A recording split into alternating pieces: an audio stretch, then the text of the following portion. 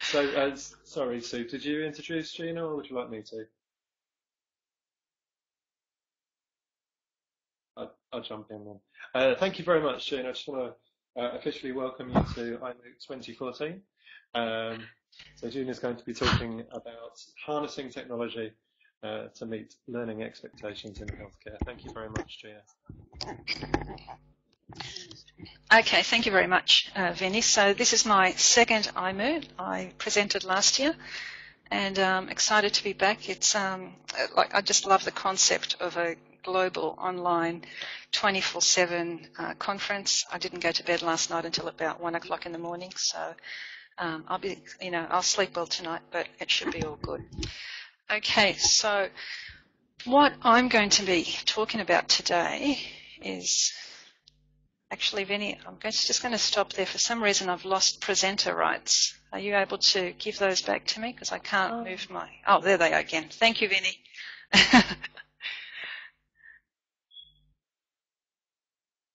Okay, so what I'm going to talk about today is the challenges in delivering education in healthcare. So they're pretty complex and they're pretty diverse. We're using LMSs and mobile devices and multimedia and a heap of digital authoring tools and platforms, and we're basically being really innovative and changing the way that learning happens in a healthcare environment. It's the sort of environment where you really need to create a learning experience that really replicates what happens in real life. There's obviously critical situations that people need to be fully trained up for, ready to go, and confident in their ability and in their skill set. So we're also going to talk about how we go about putting different components together and making a really nice sort of delivery strategy. So a little bit about my background. I've been in e-learning for a very long time. My main experience comes in the implementation of large-scale e-learning systems. I've spent 19 years in the vet and health sector working with adults. So I really enjoy working with adults, and I really enjoy supporting adults in helping them sort of improve their skill set for their workplace. In my current role, I work at the Sydney Adventist Hospital, which is part of a healthcare cohort called Adventist Healthcare. We have 3 hospitals, and we're massively expanding. About 12 months ago, Pukunui helped us implement a very state-of-the-art e-learning solution using Moodle. We also purchased a number of digital tools, and we've used those, and they integrate really, really well with Moodle. And we're basically using the whole environment to help people build their skills and, like I said, replicate what's in the workplace. Okay. So just a little bit more about our hospital. We're basically it's a pretty demanding environment. There's about 2,200 staff, of which about 750 are doctors and about 800 are nurses. We're in Sydney. We have at least 50,000 inpatients a year, and we've almost completed a $200 million expansion, so we're going to have another 6 operating theatres and another 300 beds. So the place is changing physically dramatically. One of the reasons why it's a complex environment is because it's a 24/7 business. There's 3 campuses or 3 hospitals. The place never sleeps, and we've got all sorts of training demands as well. So we don't just have the clinical area. Okay, we also have non-clinical training. So we have a really wide range of people that we need to train for. So people with lower literacy levels, and also, we need to provide lots of learner support. One of the biggest challenges for us is to get training across to really busy staff. As you can imagine, it's the sort of environment that where it never stops, especially the clinical staff. They really don't have a lot of time for training. However, they need to be trained up in new clinical practices, in compliance type training, and it's all part of managing risk in a hospital environment. Now, one of the biggest challenges in a healthcare environment, I think in any environment, is this mentality. So I've put this up just to, because it is truly one of my pet hates, hearing people say we've always done it this way. So that, I'm sure people have in eLearning have dealt with that kind of response where, you've become really excited about putting an idea forward and people say, oh, no, I don't think we need to change. We've always done it that way. So, this is a really big challenge, big hurdle, but, I think you sort of get on the side of the right people, you tend to be able to sort of work through this. So if we look at the expectations in a healthcare setting, as I mentioned before, there's both clinical and non-clinical. So, we provide training in everything from clinical procedures to manual handling to fire safety to infection control. So there's a whole bunch of compliance training that we need to put together. Then we've got the performance support, which is the skill set that people need to be able to do as part of their daily work. And obviously we need to report on that. Reporting and it's just a major requirement in a hospital environment. And the biggest expectation of all is that we provide an authentic learning experience. This means that, people need to be able to feel comfortable in the workplace, and they need to feel that they're ready to go. So here are some definitions of the word experience. So the only reason I've put this up is because there is a strong emphasis, obviously, on practical application. And, why is this important in a healthcare setting? Well, it is because clinical training is practically based. It's a sort of thing where you can learn via, simulation or reading or something like that, but you really need to be hands-on to get comfortable with it. Okay, so if we just have a closer look at the what I like to call the healthy learning experience. So when I speak to people, to our staff, and I'm putting training packages together and I'm asking them what do they want, how do they want it to be, and I'm not talking about the specifics of the skill set. I'm talking about, how do they want to feel when they've gone through the whole learning experience. And these are the sorts of things that they say to me. They want to feel good about themselves. They want to feel like they can contribute and that it's real. They want it to be pitched right. So it has to be challenged accordingly to the right level. They want it to be fun, which sort of sounds like, it wouldn't be a factor, but people love the fun factor. They like to, do things that are interesting, and it has to be interactive. And this doesn't mean that there needs to be a next button that they just click on 30 times and work through a package.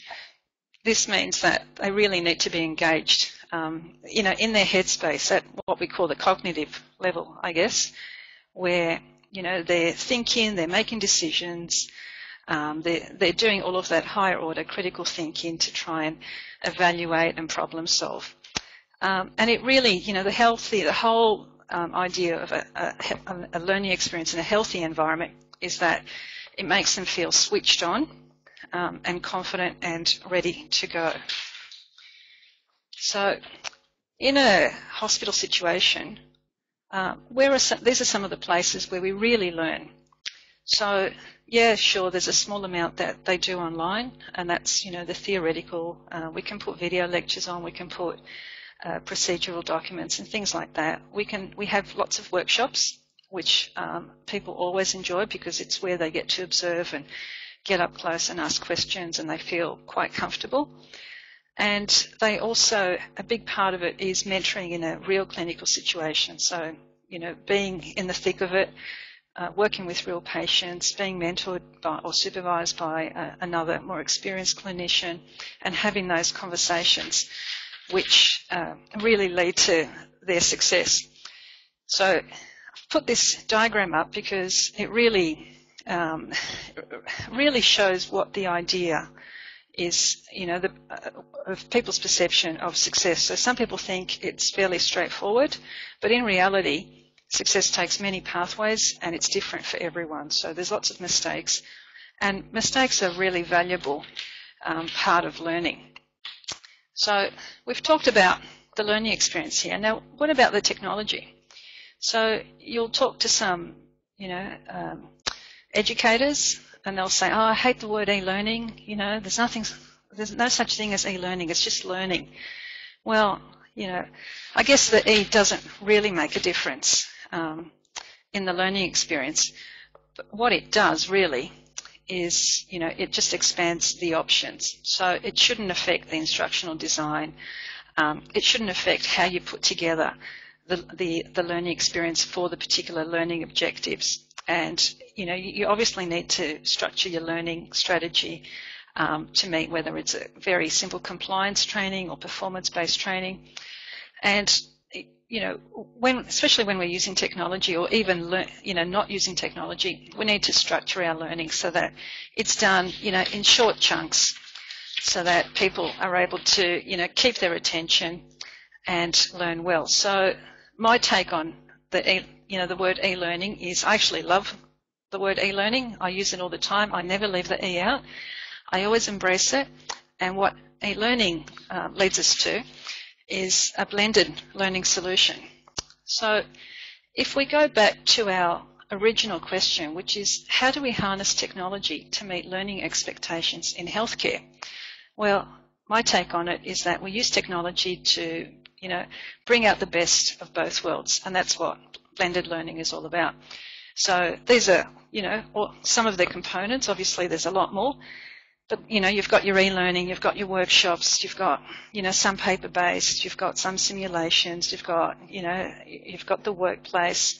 And really, all of these things can be done, with or without technology. It, really does come back to the instructional design.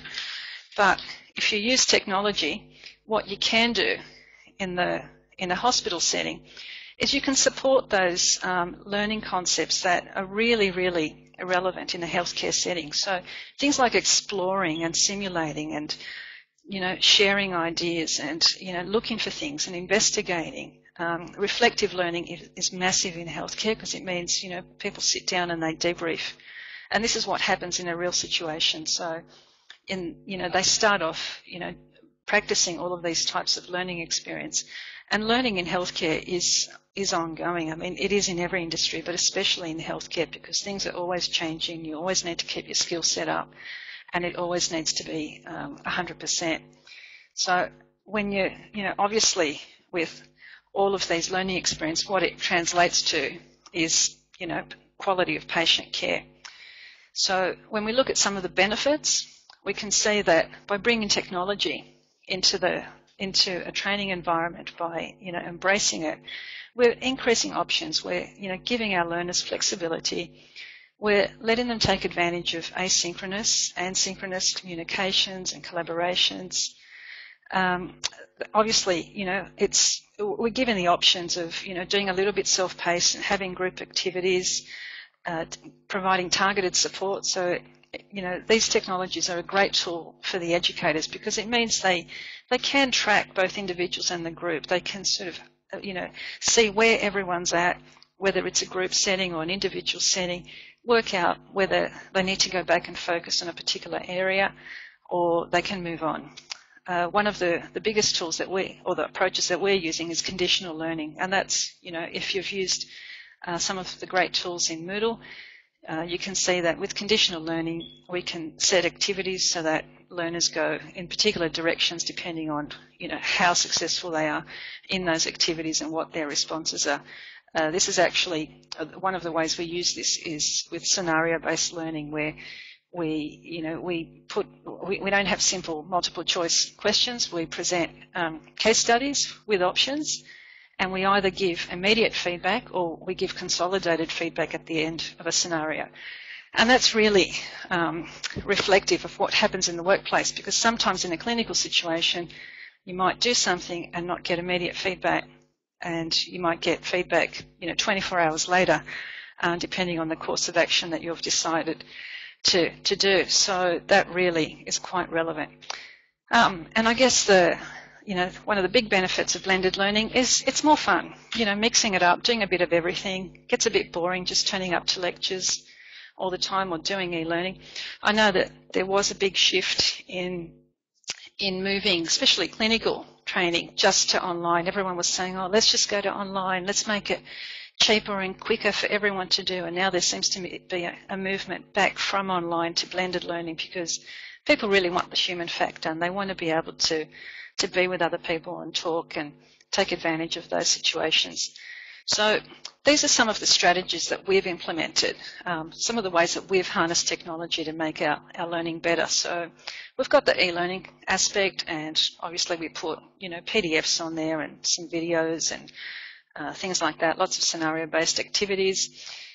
We are starting to dabble into social media. So it's an area where the hospital is quite hesitant to go in, but we're slowly moving into that area.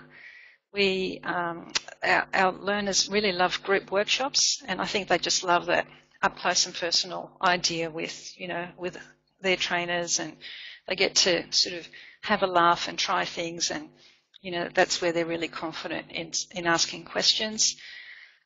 One of the most successful things that we do at our hospital is clinical simulation. So we have skills demonstrations, we have collaborative skills practices as well, and we have these fantastic mannequins, the SimMans. I don't know if anyone's seen these. They're just the most amazing sort of electronic mannequin that replicate basically what's happening in a human, and people work on those. And what we're doing is we're sort of getting people to run reflective activities with the SimMan dummies, and then we're using the online space more for reflection. And finally, the last component is the clinical practice, and this is where in the clinical setting people are being mentored, they're being assessed as well. So we're using technology to record assessments. They might be delivered in a face-to-face component strategy, but we are sort of using the online space for recording, which is really, really useful for us. So more specifically, some of the tools that we are using is YouTube. There are just the most amazing animated videos on YouTube, especially in the clinical areas, and there's just no way that we would have the funding to develop those ourselves, and they're on there, people have developed them, and they're on there to share. We're really grateful for that, and that's a really great approach to education in healthcare.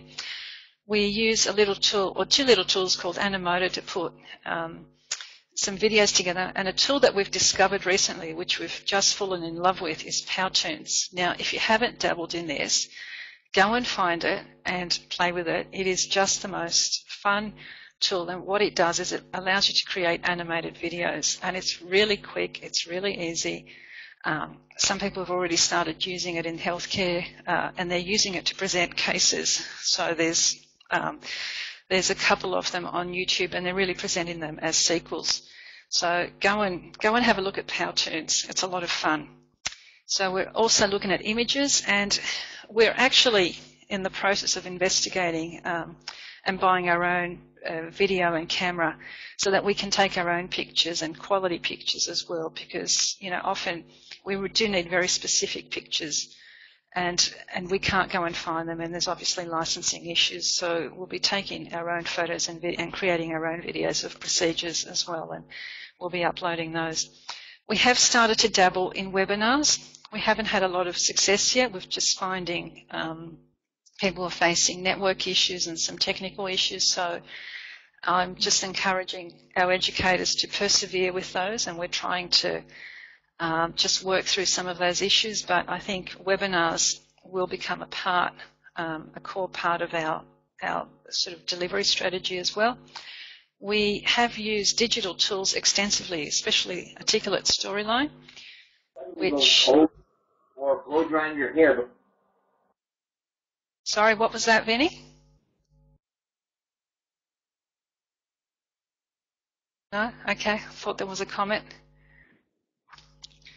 Okay. What was I saying? Okay, the Storyline. So we discovered this about I don't know, a year ago. We actually love Storyline. I love using it. It just gives me so much flexibility in developing really great scenario-based activities and resources. And it allows you to embed videos and have overlays and text and options, and it's just fantastic. We're also using SurveyMonkey, which is one of, people think SurveyMonkey is just for capturing post-evaluation, comments and stuff like that. But we're using it to try, before workshops and try and identify, where people are at and what they're thinking as well. So that's a really good one. Pingo is one that I haven't used myself, but I thought I'd throw it in there. My son actually told me about Pingo. He's in his first year of university. And if you're from a university, I would look into Pingo. Apparently, it's developed by a university in Germany, I think, and it is only available for universities. So what it does, it's basically a poll, that it's an online poll tool. So the lecturer, might have 300 people in the room, and he'll ask a question, and people will just sign in with a code, and they'll give a response, and the lecturer will immediately be able to see who knows what and where the class is at, which is amazing when you've got 300 students in the room. It's always hard tracking whether all those blank faces in front of you are following what you're saying or not. So apps is the other type of tool that we're really looking into. And I've put a couple of websites there. So if you are in the medical world, definitely go and have a look at these websites. iMedical Apps it's a not-for-profit website that's been created by clinicians overseas. And what it does is it provides information about different apps, and not just for iPads, Androids, everything. And all these apps have been reviewed by actual clinicians in the workplace, so it gives great information. Some of our educators are really getting into the apps, and they're using them for simulation activities. I don't have a clinical background, but I personally love playing with the orthopedic ones and doing arm operations. So that always gives me a little bit of fun, although I'm not very good at it. So I remember once I did an arm operation, I got about -1,000 or something like that. I forgot. I didn't realise that there was negative marking in there. But the simulation apps are actually fantastic. Okay. Now, as I mentioned before, we are looking into social media. It's something that's just we're dabbling into it at the moment. We're looking into it as a strategy to create some professional networking. Obviously, the Moodle community is very far and broad, and it includes everyone from kindergarten teachers to people in industry. So we'd sort of like to use social media to collaborate more closely with people in healthcare, and we'd like to sort of use it to share our knowledge, push out notifications, and we're also looking at forming a community of practice in healthcare and educational technologies, and I'll talk a little bit about that later on as well. So when it comes to tools, how do we choose them? And it's pretty critical that they're quick and easy to use, that they, provide alternate pathways for different learners. We talked before about supporting critical thinking. We just can't, use the old-fashioned easy e-learning option of dumbing people down and having, all the next buttons and moving along. It really has to be engaging at a thinking level. It has to provide them relevant feedback, when at the appropriate time. And it really needs to be learner-centric as well. A big factor is it has to enable multimedia. People, especially in the clinical world, really love to learn visually with images and pictures, and it just adds a whole different sort of takes the learning package to a different level. So when we put our learning resources together, we look at all of the E sort of component and the non-E component, and basically, irrespective of whether we're using technology or not, it really has to be an activities-based design approach. We have put together checklists and guidelines, and we work together with the educators. And, what we do is we make sure that the learning packages are quite authentic, that they've got great multimedia. If they don't have multimedia, we go looking for it, and that's one of the reasons we're also buying a pretty good video camera so that we can create our own multimedia elements in our context as well. And I think that's going to pay off in dividends when it comes to the learning experience for our staff. So let's look at, where we've been. So 12 months ago, I gave a presentation at iMoot, and we were just about to release our new eLearning platform. I think we were a couple of weeks away. So it had been a really big project, and it's been really, really successful. So we did release it in June of last year. We had all these visions before in the planning stages of developing the new eLearning site. I went and spoke to about 50 people across the organisation, and we put together this one document, and it just encapsulated the vision that the hospital had for eLearning. We also put down the components that we wanted to include in our learning solution, not just our eLearning solution. And I think we've achieved most of this at this point in time. So, we have created a much better blended learning experience. We've got a fantastic eLearning platform. It's really stable, it's really clean, it's really consistent, and the users actually, love being on it. We're taking, with our eLearning platform, we're taking advantage of the great tools in Moodle, and we are creating conditional activities. We're creating very authentic scenarios, and really giving people an interesting and fun learning experience. So when we released our site last year, we were obviously in a rush, and we had to throw a lot of packages on there. So many of them are still looking like this, which, is quite sad and frustrating.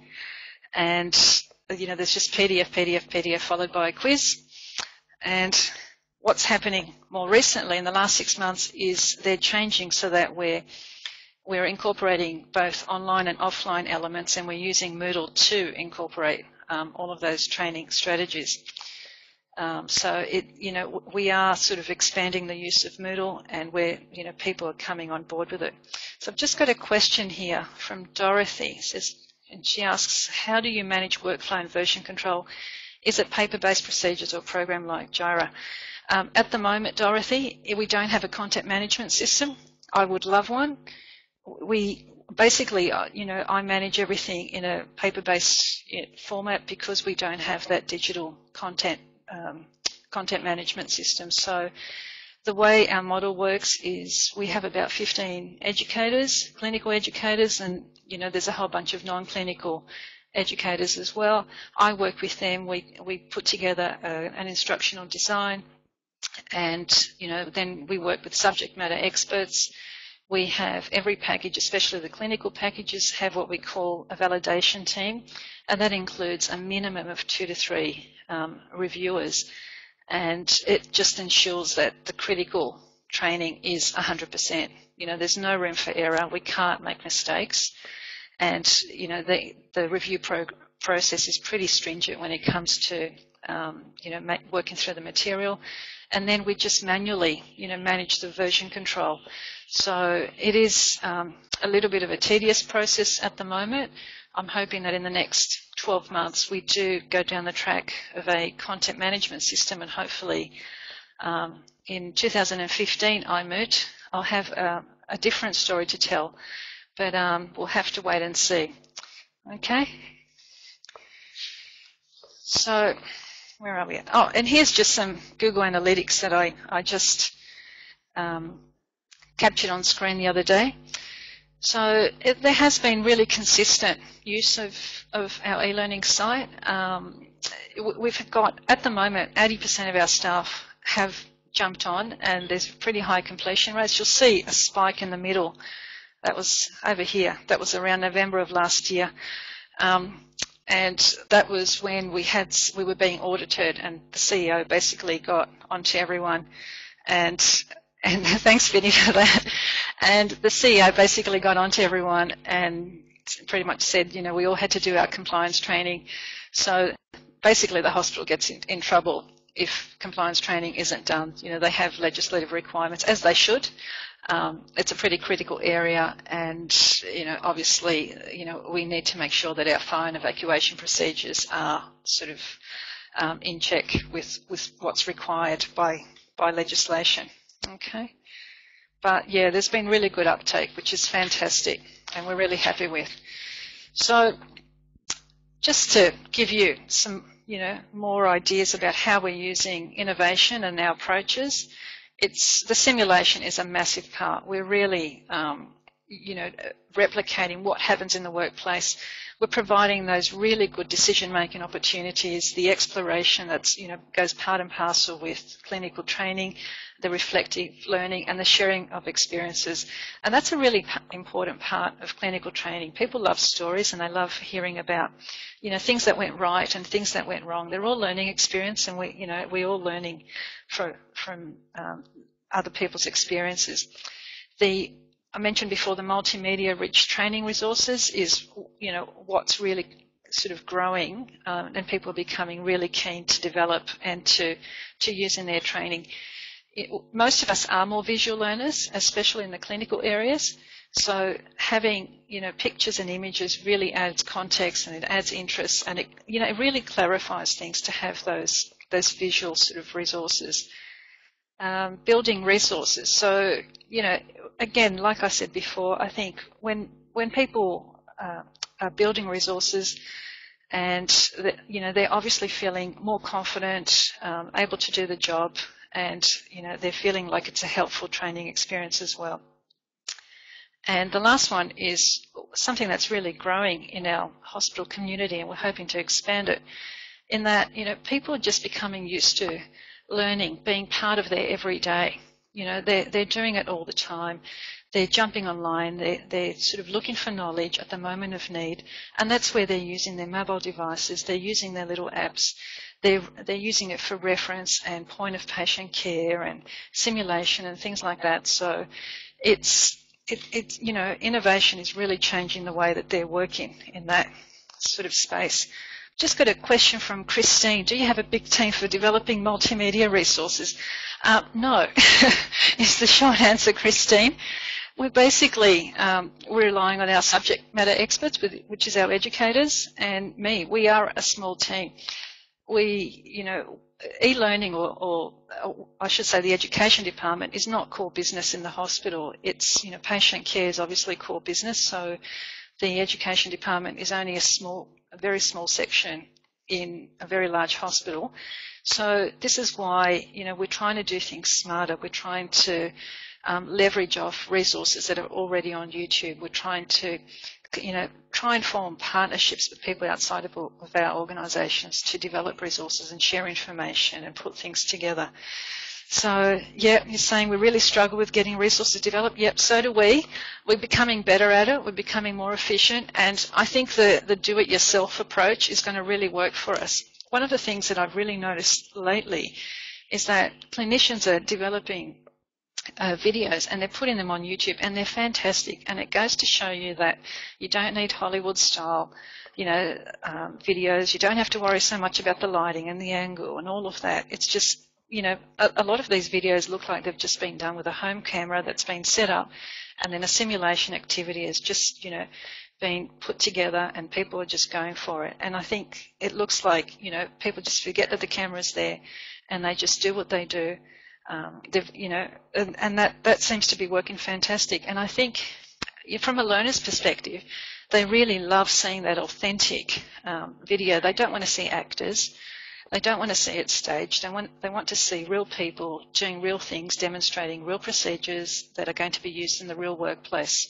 So, I think we all just have to get past the fact that it's not going to be perfect, and it actually doesn't have to be perfect. It has to be authentic, and it has to show, realistically what the skill set is, and that's what we're focusing on, not the quality of the multimedia package, we're focusing on the quality of the demonstration that we're trying to achieve for the purpose of the training.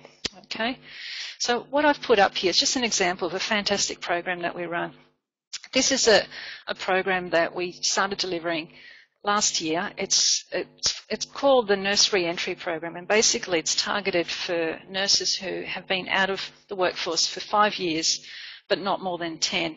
And this is only one of 2 programs run in Australia. It's basically it was developed to meet accreditation requirements because nurses returning to industry need to sort of maintain their registration, and often, especially women in the age group of 30 to 55, a lot of them have taken time out to have families. So it's quite easy when you do that for 5 years of your life to just or to be out of the workforce for 5 years. It happens quite easily, and people in that age group struggle sometimes for one reason or another to keep up their clinical currency. So this program was put together, and this is just a great example of how we're using technology to put together a really good blended delivery strategy. So, they come in for about 10 weeks. They come in 4 days a week over 10 weeks. And there's the e-learning component where they have to do some clinical packages and obviously their compliance training. Then there's face-to-face sessions, and there's 12 of these. And these are small group interactive sessions where some more theory is covered, but also there's really good conversations about clinical cases and some demonstrations, and there's experts that come in and talk to them and give them advice, and they can ask really good questions and get up close and personal. And then we've got our fabulous simulation environment, and this is 3 days in a purpose-built, we've got a purpose-built clinical training room, and it's got 8 beds, and it looks just like a ward with all the equipment in there. And what we do is we've got some fantastic simulation dummies, and they go in there and they practice, and they're learning together as a group. There's usually a couple of facilitators in there, and they've really got a lot of opportunities to ask questions. And then the last bit is the professional practice, where they spend 25 days rotating around the wards, and they're mentored and they're supervised as well. They're also assessed in the workplace, and often this assessment is now being captured in Moodle as well. So this is just a great example of what we're doing. We are moving, as our educators are becoming more comfortable with technology, they're moving more and more towards the simulation and the scenario-based learning, which is great. And they are going to look into introducing webinars as well. So as I mentioned before, we're just dabbling in those at the moment. So some of our current projects and trials where we're using technology to improve our training strategies is, trying to, find ways to capture what's happening in the simulation labs as well, so that we can have, a component where people get on there and there's some, reflection and discussion about what's going on in the simulation labs. And the apps are also fantastic, as I mentioned before. They're just fantastic for, trial and error and demonstrations as well. We do have nurses and new graduate programs, and especially as the younger recruits are coming in, they're really, fantastic.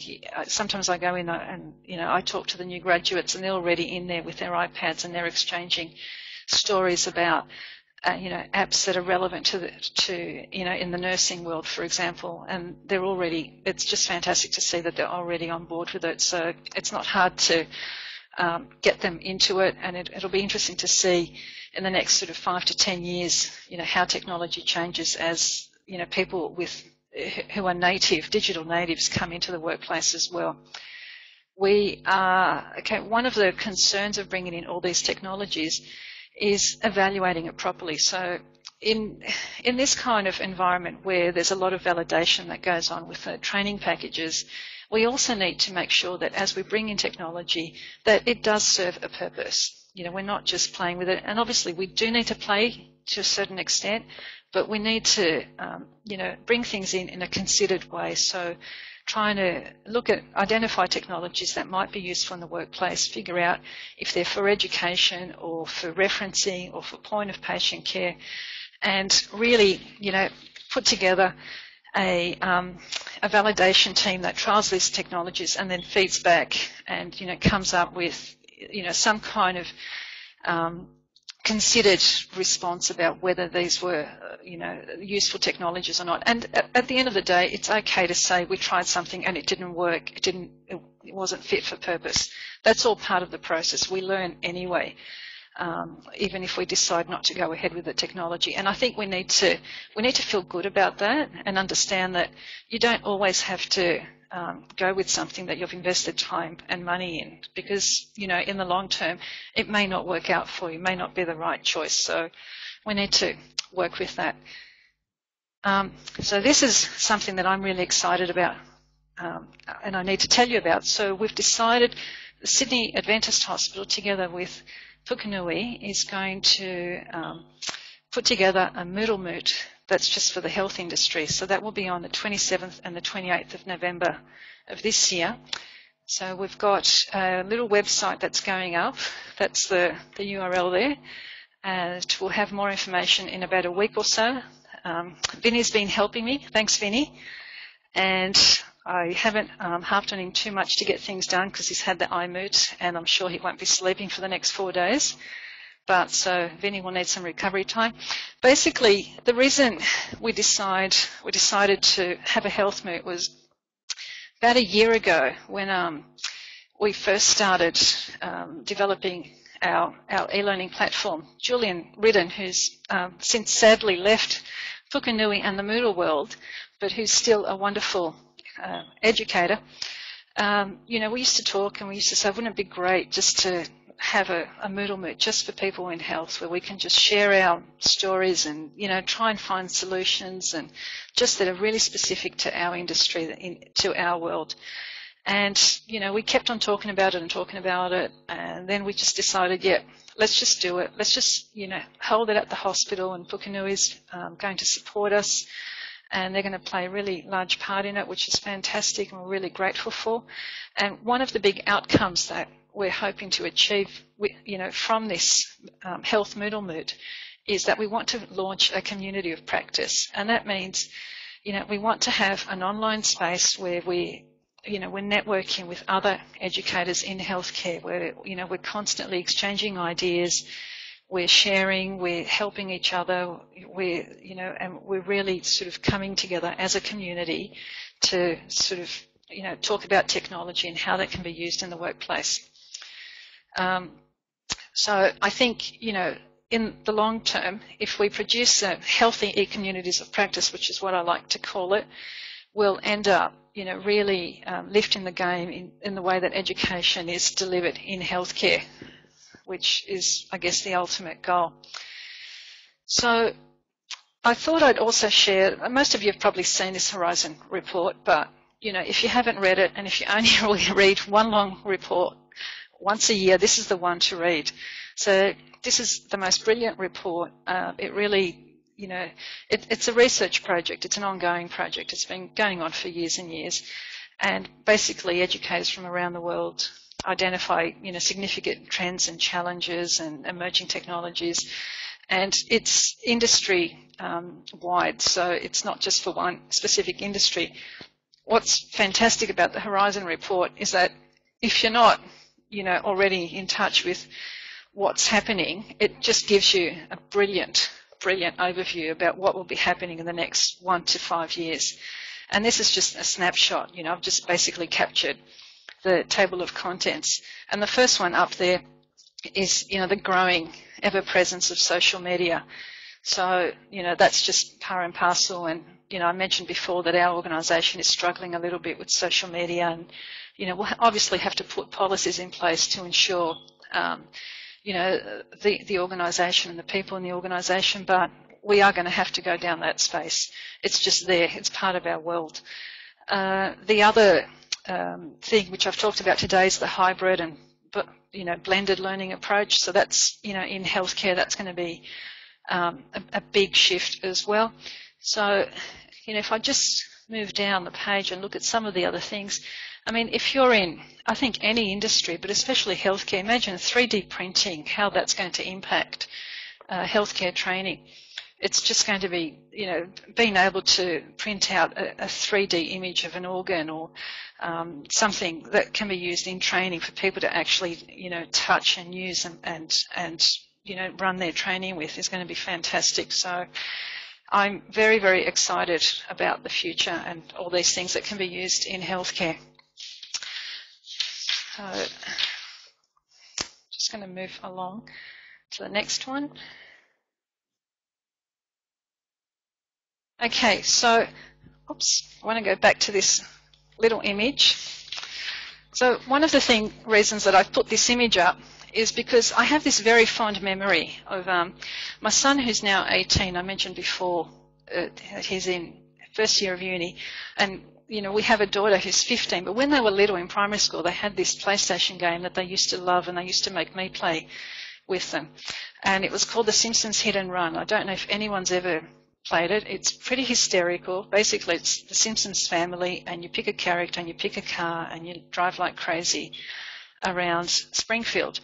And when my son was in primary school, we used to play this, and he always used to say, "Mum, I know I'm going to be a great, driver because I'm just fantastic." And yeah, he'd get on there with his PlayStation and he'd drive around and not hit anything, and he'd end up with good points, and then they would laugh at me having a go, smashing into everything and being completely hopeless at it. But the reason I'm sharing this story with you was because, obviously, when he became 16 and went and got his license and terrified the hell out of us, it wasn't like hit and run, okay? It was very different. But, not sort of dismissing the e-learning part of his driving experience, what that sort of facilitated was the beginning of a conversation and, exposure to, bits and pieces about driving and some of the aspects that he had to consider. So obviously before he got behind the wheel in the practical situation, there was a little bit of exposure, but, I think this is one of the wonderful benefits of e-learning. So to sum up, we use technology to engage people, to make things more interesting. Yeah, thanks, Mick Doe. Yeah, that used to be a lot of it. We use technology to drive individual learning experiences. So, we give people the flexibility to shape their own learning as well. It's, obviously expanded our delivery and assessment options. It's helped support clinical practice, which is the main goal. We're extending our reach as well. So it means people can train from anywhere, anytime, on any device. And we're still supporting that group learning mentality as well, using both e-learning and face-to-face. So ultimately, all of these things, they translate to quality of patient care, which is what we're really, the outcome that we're really after. So at this point, that's the end of my presentation. I'm happy to respond to any questions that you might have or comments. Happy for you to share any challenges that you've faced. If any of you are in healthcare or any industry, in fact, I'd love to connect with you on LinkedIn and get to know you a little bit better and get to share your stories about your challenges. But that's all I have to say to you for today. So thank you for listening. So I'll take questions at this point if there are any.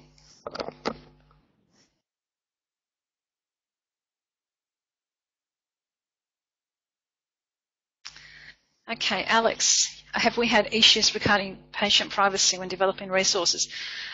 No, we don't. We're very careful. We obviously get permission whenever, be it a staff member or a patient or anyone, if we have to take a photo, we always seek written permission and people really understand how it's going to, the resource is going to be used and where it's going to be used. We also have clinical students who come in, and from time to time we take pictures of them and we always ask for written permission. If we do have to, we might capture a screenshot of an X-ray, for example, we always conceal the patient's name and patient number, so they're never ever exposed. No, yeah. So we do ensure the privacy of patients in everything that we do. Are there any other questions?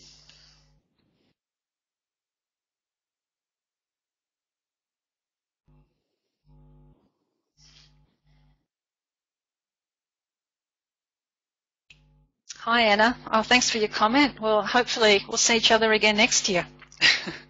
Is there anyone here from the healthcare industry? Can you put your hand up if you're in healthcare? No? I suppose with any industry there's synergies across all industries. It's just a matter of looking at what we can do and what information we can capture.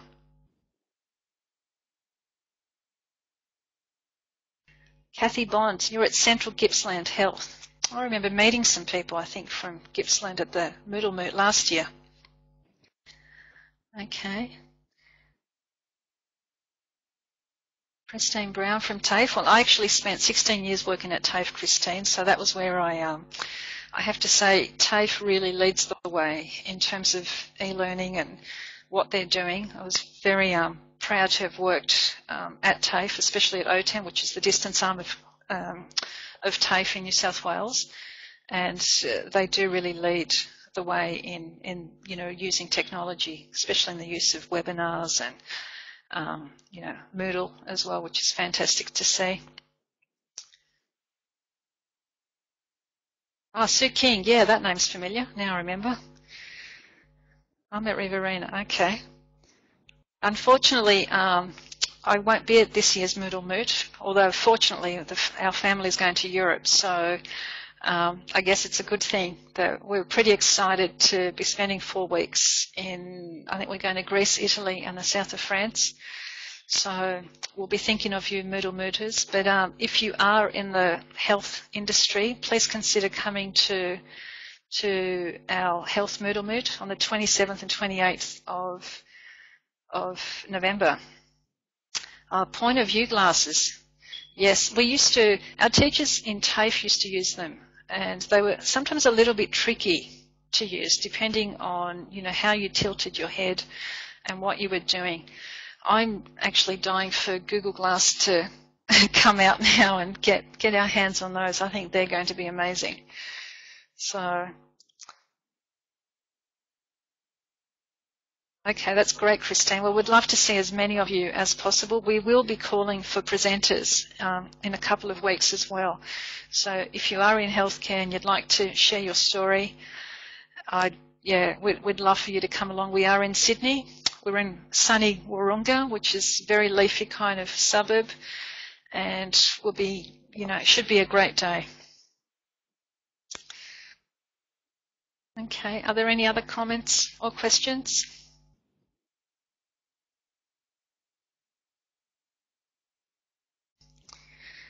Oh yeah, Goldstone. I've done a bit of hiking through those ridges there.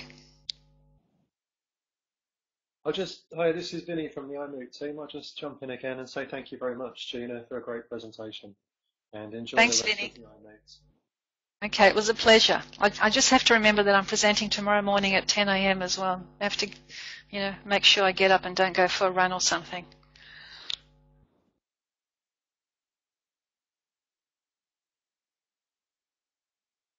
Okay, well, thank you everyone for listening. I hope I've added some value to your learning experience, and enjoy the rest of your weekend. Cheers.